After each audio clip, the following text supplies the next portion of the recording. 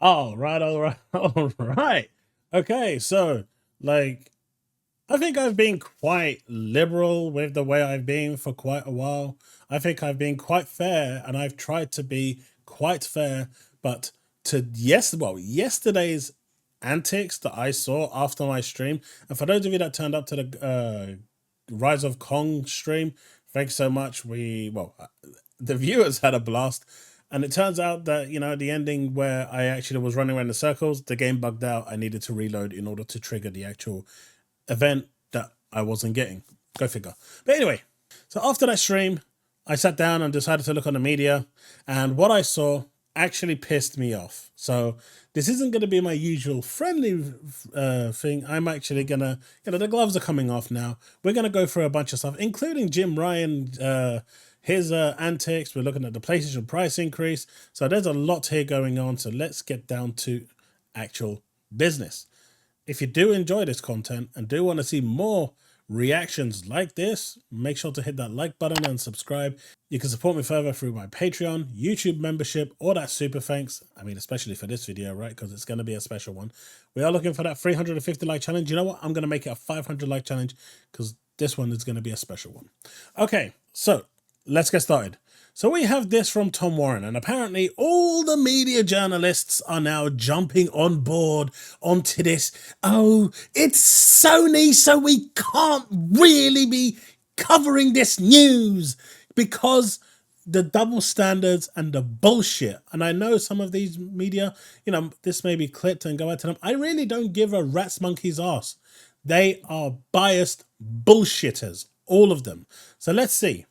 The Insomniac hack might be a turning point for how we think about gaming leaks in the media, because it's happened to PlayStation.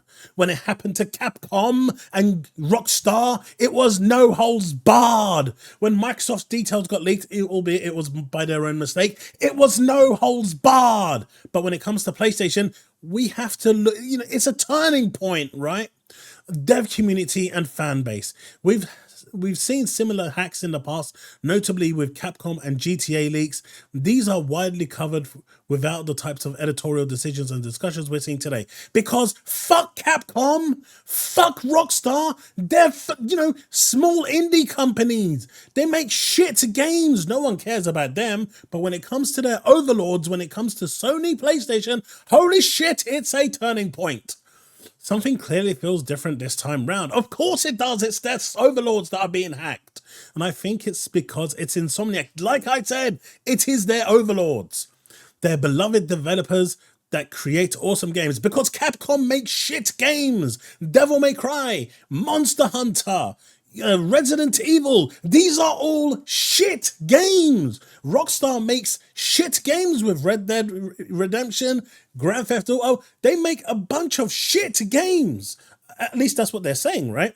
And there's a very real emotional attachment and desire from many to not harm them. But fuck Capcom and fuck Grand Theft Auto, right? And Rockstar Games, because no one loves them. Everyone sees them as shit companies that are only there to make money. Because Sony PlayStation, for all intents and purposes, are definitely not there to make money. Oh, but wait, they don't want to upset their overlords. That's clearly what it is. I think it's understandable from fellow developers and even journalists. We're all human after all. But yet you wasn't human when it came to Capcom and Rockstar. You are animals, rabid animals. A hacking feels far more intrusive than someone finding your marketing materials early. But they were hacked as well. Where is the standards? Where is it? We are all learning from the industry discussions. No, you're not. You're all backtracking because you don't want to upset Sony. And editorial decisions being made here. The editorial decisions is, this is going to give Sony a bad image. We can't have that because we get paid by Sony PlayStation. We get freebies, we get exclusives. So we can't we can't upset our overlords. I hope it's a useful and lasting dialogue for when this inevitably happens again. No, it's not. As soon as it happens again, it's going to be front page media. This is hacked. This is leaked. These are the information. Guaranteed. I'm sorry, Tom Warren. I actually thought you was one of the better ones. But on this occasion, you are so full of shit, it's unbelievable. Feel free to block me if you really want to. But you are so full of shit. Of course, it actually gets worse, right? We actually have this guy. And I forgot to get my headphones on. But let's just listen to the bullshit coming from Games Daily, right? Kind of funny.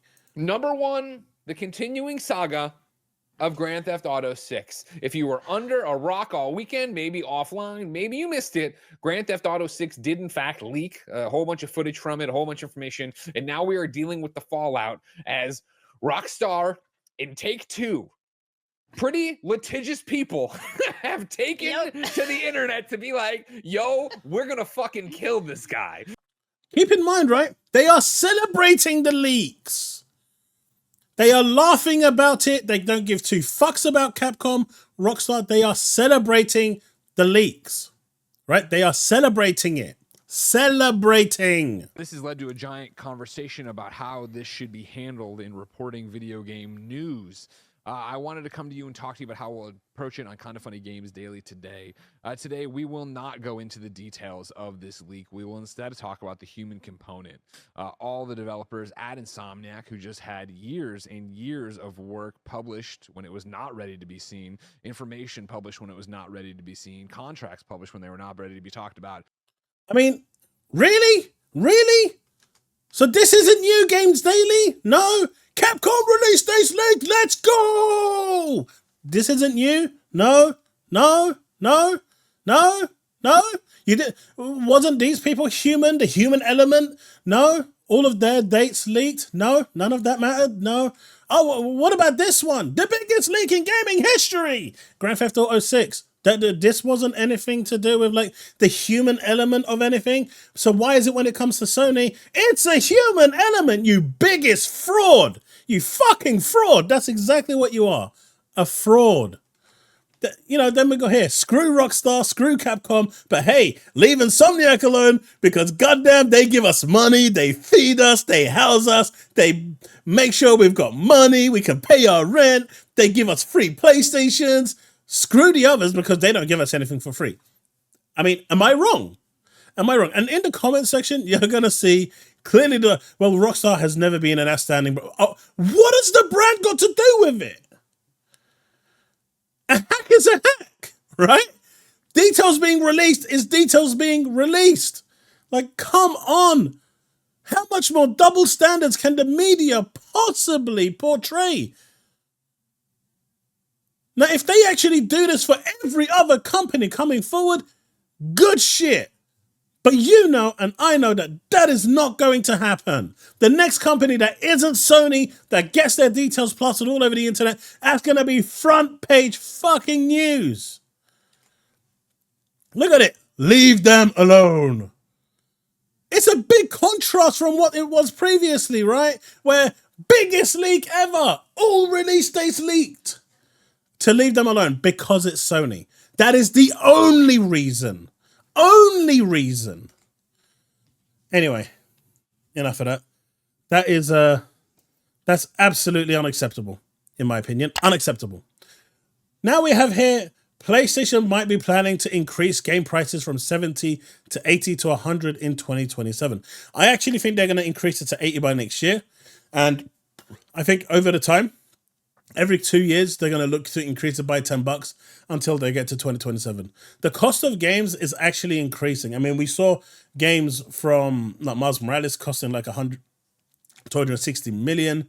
Ratchet and Clank, which I think is a better game than Miles Morales and Spider-Man 2. Disappointingly, didn't actually sell enough, but it cost them like 70 million to make. But now we're seeing games costing upwards of like 350 million, 380 million. It's a lot of money. These are like blockbuster movie prices that they've got here that they're doing, right? So at some point, the pricing structure is going to have to give. I understand right now that looks like a big pill to swallow, especially since, like, for me, since the games have gone to $70 from 60, it's a psychological thing, right? I've actually started spending less. And I can see a lot more people doing that. So yeah, the prices are going to go up. But at what point does that equilibrium break where you actually don't make as much money? This goes back to that gacha mentality where we can sell outfits for $100. And as long as the whales are buying, enough of the whales are buying, happy days. But the moment those whales stop buying, you're not making that money anymore. And it's not breaking even. So there's a thing where if you price something at a reasonable price, more people will buy it.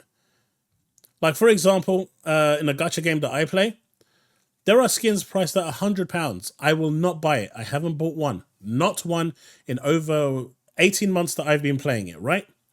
If those prices were a tenner, I'd have bought loads.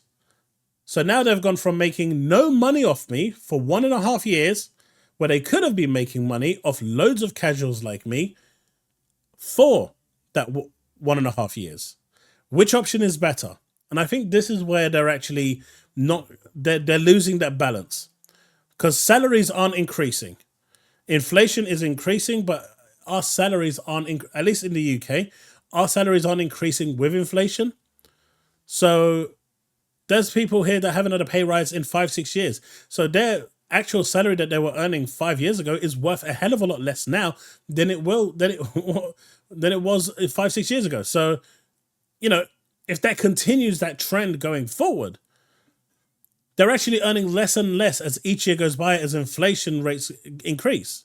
So this is ludicrous. This is ludicrous. I understand the reasoning, but there has to be a balance between everything. And if they're willing to lose even more sales, all this is going to do is push even more people to subscription services like Game Pass, which is the best in class. And yeah, if this is what Sony wants to do, in turning around and saying, hey guys, look, we want $100 for our games, but alternatively, you can pay $10.99 and get 400 games. Day and date Xbox games, Activision games, ZeniMax games.